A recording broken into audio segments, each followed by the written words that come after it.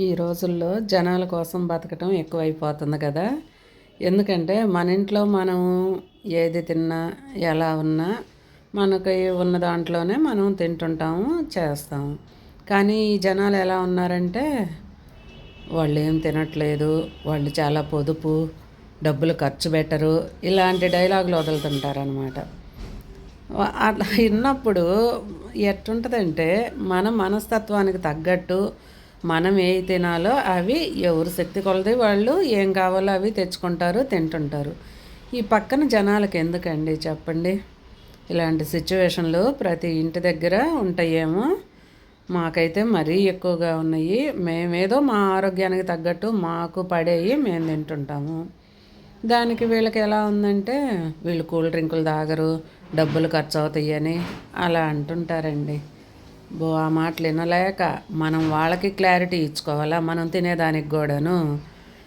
ఇవన్నీ వింటుంటే ఎలా ఉందంటే ఇంకా అవన్నీ ఎందుకులే అని ఒక చెవుని వింటా, ఒక చెవుని వదిలేస్తుంటాము. ఈరోజు నేనైతే మంచి రోటి పచ్చడి చేశానండి. ఆ రోటి పచ్చడి వేడివేడి అన్నంలో కొంచెం వేసుకొని నెయ్యి వేసుకొని కనుక తింటే చాలా టేస్టీగా ఉంటుంది.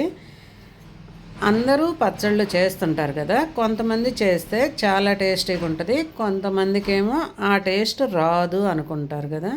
అది ఎందువల్లంటే చిన్న చిన్న టిప్స్ పాటిస్తూ కనుక జాగ్రత్తగా చేస్తే ఈజీగా మనకు కూడా ఆ టేస్ట్ వచ్చేస్తుంది. ఇప్పుడు నేను చెప్పినట్టు కనుక మీరు ట్రై చేస్తే మంచి రోటి పచ్చడి, పెసర గింజల రోటి పచ్చడి. దీన్ని ఎలా చేయాలంటే చూపిస్తున్నా కదా. పచ్చిమిర్చి, ఎండుమిర్చి సిమ్లో పెట్టి లో ఫ్లేమ్లో బాగా కలుపుతూ వేయించుకోండి. ఒక్క నిమిషం కూడా గ్యాస్ మీద పెట్టిన తర్వాత ఆపద్దు అసలు.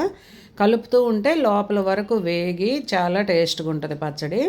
కొంచెం వేగిన తర్వాత ధనియాలు, జీలకర్ర, కరివేపాకు వేసుకోండి.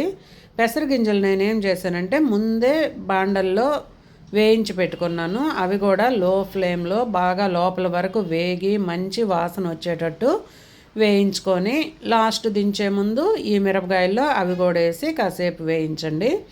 ఇలా వేయించిన తర్వాత అవి పక్కన పెట్టుకొని తర్వాత ఒక టమోటో, కొంచెం చింతపండు, 2 రెబ్బలు పుదీనా రెబ్బలు వేసుకున్నాను. అవి కూడా బాగా మగ్గనిచ్చాను. లో ఫ్లేమ్లో పెట్టి బాగా మగ్గనిచ్చాను. మగ్గిన తర్వాత ఇలాగా రోట్లో వేసుకొని మెత్తగా దంచుకోండి. కొంచెం ఉప్పు, వెల్లుల్లి, ఉల్లిపాయ తీసుకోండి. ఫస్ట్ ఉప్పు వేసి దంచాను. ఉప్పేసి మెత్తగా దంచిన తర్వాత ఇలాగా టమోటా, అవి చింతపండు అవి కూడా వేసుకొని మెత్తగా దంచి నెక్స్ట్ వెల్లుల్లి, ఉల్లిపాయ అన్నీ వేసుకొని బాగా మెత్తగా దంచుకోండి. ఇలా దంచిన పచ్చడి అయితే చాలా టేస్టీగా ఉంటుందండి. ఇదంతటికి కలిపి టేస్ట్ రావడానికి కారణం మనం వేయించుకునే విధానంలో కూడా చాలా తేడా ఉంటుంది. లో ఫ్లేమ్లో పెట్టి బాగా లోపల వరకు వేగేటట్టు వేయించుకోండి. ఇలా గనక చేసుకొని రోటి పచ్చడితో అన్నం తింటే చాలా టేస్టీగా ఉంటుంది. ఈ టేస్ట్ కూడా ప్రతి ఒక్కరూ ఆస్వాదించండి. ప్లీజ్ వీడియోని సబ్స్క్రైబ్